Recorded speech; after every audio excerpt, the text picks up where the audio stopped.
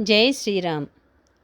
చక్కని కనురెప్పలతో, ఎర్రని కనుకొలకులతో, తెల్లటి కన్నులతో అన్ని వైపులా చూస్తూ ఏడుస్తున్న ఆ అనిందితను రాముడిని అనుసరించుటే వ్రతంగా పెట్టుకున్న ఆ మైథిలిని, ఆ సీతాదేవిని రావణాసురుడు తన చావు కోసం ఆశ పెట్టబోయాడు.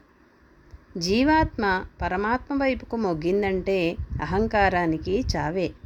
అహంకారం నశించటమంటే త్రిగుణాత్మకమైన లింగ శరీరము నశించటమే. త్రిగుణాత్మకమైనటువంటి శరీరము ధరించినటువంటి ప్రతి జీవుడు కూడా తన నిజస్వరూపాన్ని మరచి తనకి ప్రపంచంలో ఉన్నటువంటి ఒక చిరునామా ఉంటుంది. ఒక పేరు, ఒక తిథి, ఒక గతి, కొంత కీర్తి, కొంత ప్రతిష్ట, కొంత స్థితిగతులు ఇవన్నీ ఉంటాయి. వాటిని బట్టే మనుష్యులతో ప్రవర్తిస్తూ ఉంటారు.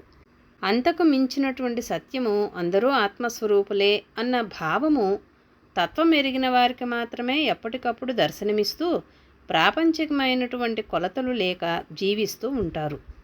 ప్రాపంచికమైన కొలతలకు ఆవల ఉండేవాళ్లంతా లింగ శరీరాన్ని దగ్ధం చేసుకున్నవారే.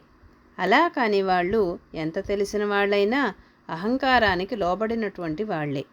అందుకే భాగవతంలో చెప్పబడిన భక్తులంతా ఆ లింగ శరీరము దగ్ధమైపోయి అహంకారము లేక దైవమే తానుగా ఈ సమస్తమునందునూ దైవాన్ని భావన చేస్తూ తమను అవమానించిన ఒక్క మాట కూడా ఎదురు చెప్పకుండా భరిస్తూ దైవారాధన చేసుకుంటూ ఉంటారు.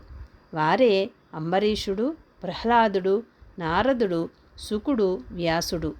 వీరందరి గురించి భాగవతంలో ఎందుకు చెప్పారంటే వారంతా తమ అహంకార శరీరాన్ని త్యజించినటువంటి వారు, దైవమే తాముగా ఉన్నటువంటి వారు. సరాసరి వారి రూపంలో నేనే ఉన్నాను అని శ్రీకృష్ణుడు చెబుతాడు. జై శ్రీరామ్.